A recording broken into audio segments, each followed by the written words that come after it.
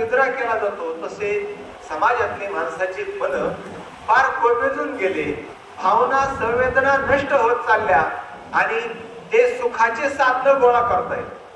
त्यासाठी घर मोठं बांधतोय, त्या फर्निचर टाकतोय, सगळ्या वस्तू गोळा करतोय, गाडी आहे, सगळं आहे, परंतु आज आपले मन जिवंत नाही, मन मेल्यासारखी झाली. पूर्वीच्या काळी जर पाहुणे आले तर रात्रभर गप्पा चालायच्या, रात्रभर एकमेकांची ख्याली खुशाली विचारली जायची.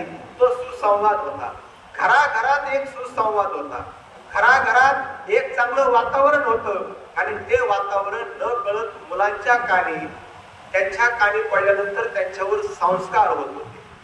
आज घराघरातला संवाद हरपला आणि वाद निर्माण झाले आणि त्याचं कारण आहे घराघरातले साधनं वाढली आणि त्या साधनाला आपण सुख समजलं आणि साधनाला सुख समजल्यामुळं ती इतकी गफलत झाली की आपल्याला त्या वस्तूशिवाय करमेनासं झालं. पण नंतर हळूहळू कळतं आपल्याला की अरे आपण जिवंत जगतोय, परंतु आतून काहीतरी अतृप्तता आहे, मला अजूनही पाहिजे ते मिळत नाही. मग मला ते मिळण्यासाठी काय करावं, अनेक प्रश्न पडतात, परंतु उत्तरही सापडत नाही आणि आपल्याला नंतर वाटतंय असंच जीवन आहे काय. काही काळानंतर वाटतं आता इतके दिवस असं जगलोय, मग असंच गेलं तर काय. मग माणसाच्या जीवनात बदल होत नाही. परंतु गौतम बुद्धांनी सांगितलेलं आहे, म्हणजे ज्या वेळेस ते म्हणतात की जब आँख खुल जाए तब सवेरा, ज्या वेळेस तुम्हाला दृष्टी येईल, ज्या वेळेस समजेल, त्या दिवसापासून तुमचं नवं जीवन चालू करा. परंतु आपण काय करतो की आपल्याला एक आपल्या समोर काजळी आलेली असते, जसं कंदिलाला दिव्याला काजळी येते आणि आपल्याला काही कळत, ते प्रकाश दिसत नाही, तसाच प्रकार आपल्या जीवनाच्या बाबतीत झाला. आणि या जीवनातला प्रकाश, आपल्या जीवनात चांगला प्रकाश पडावा, आपलं चांगलं जीवन घडावं म्हणून हे संत आपल्याला वेळोवेळी मार्गदर्शन करतात.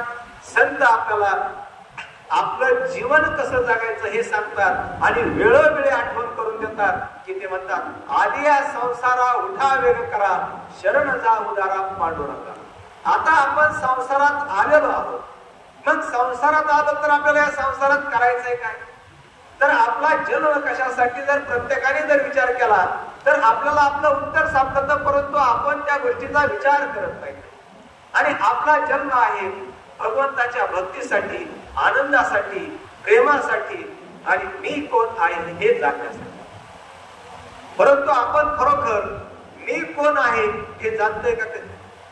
म्हणजे माझा जन्म कशासाठी आहे, मी कोण आहे हे जाणत नसल्यामुळे आपण दुःखी आहे. आपल्याला कुणीतरी लेबल लावून दिली, तू अमुक अमुक आहे, तू डॉक्टर आहे, इंजिनियर आहे, कलेक्टर आहे, नोकर आहे, चाकर आहे, शिपाई आहे, कुणीतरी वेगळा उद्योजक आहे.